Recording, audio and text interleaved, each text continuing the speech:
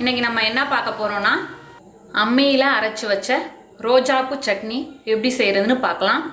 இதுக்கு செய்ய தேவையான பொருட்கள் என்னென்னா 10-15 வரமிளகாய் எடுத்திருக்கேன், ஒரு சின்ன துண்டு புளி, கொஞ்சமாக கல்லுப்பு, ஒரு 20 சின்ன வெங்காயம் எடுத்து பொடியாக கட் பண்ணி வச்சுருக்கேன், ஒரு எலுமிச்சப்பழம், தாளிப்புக்கு கடுகு, கருவேப்பிலை, எண்ணெய் தேவையான அளவு, அவ்வளோதான். இப்போது செய்ய ஸ்டார்ட் பண்ணலாம்.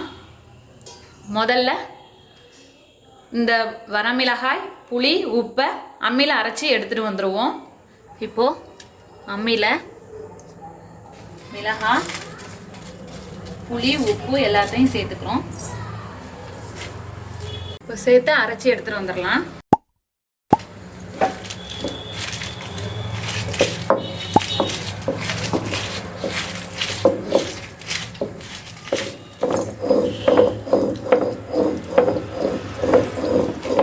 அவ்வளோதான், அரைச்சாச்சு, எடுத்துடலாம். இப்போ நம்ம ஒரு கடாய் வச்சுக்கிறோம். ஸ்டவ் ஆன் பண்ணிக்கலாம். கடாய் ஹீட் ஆகட்டும். ஹீட் ஆனதும் நல்லெண்ணெய் சேர்த்துக்கணும்.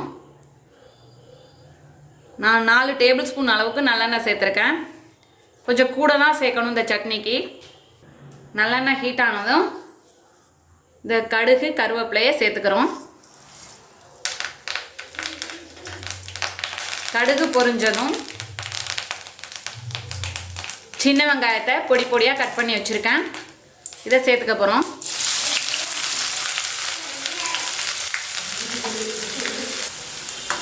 நல்லா வதக்கிக்கணும். இந்த வெங்காயத்தோட கலர் மாறுற வரைக்கும் நல்லா வதக்கிடுங்க, பச்சை வாசனையெல்லாம் போயிடும்.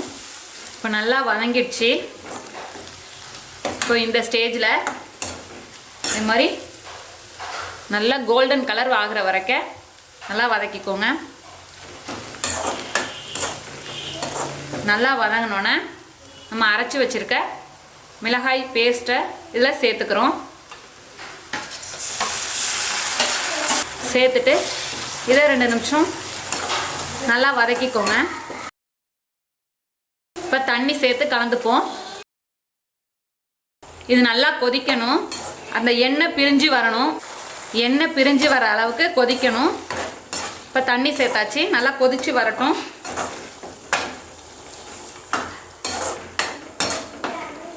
எண்ணெய் பிரிஞ்சு வரட்டும், நல்லா கொதிக்கட்டும். மூடி போட்டுடலாம். மீடியம் ஃப்ளேம்லேயே இருக்கட்டும். இப்போ 5 நிமிஷம் ஆயிடுச்சு. ஓப்பன் பண்ணி பார்க்கலாம். இப்போ பாருங்கள், நல்லா எண்ணெய் பிரிஞ்சு வந்துடுச்சு.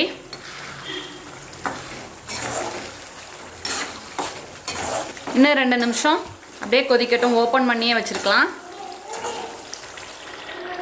இப்போ 2 நிமிஷம் ஆயிடுச்சு. நல்லா எண்ணெய் பிரிஞ்சு வருது. இதில் ஒரு எலுமிச்சை பழத்தோட சாறு சேர்த்துக்க போகிறோம்.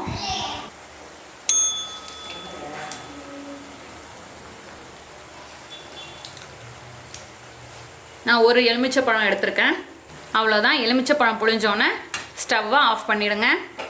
நம்மளோட அருமையான அற்புதமான அம்மியில் அரைச்சி வச்ச ரோஜாப்பூ சட்னி தயாராகிடுச்சு. இதே போல் நீங்களும் செஞ்சு பாருங்கள். செஞ்சு பார்த்துட்டு எப்படி வந்துச்சுன்னு கமெண்ட்டில் சொல்லுங்கள். தேங்க்யூ.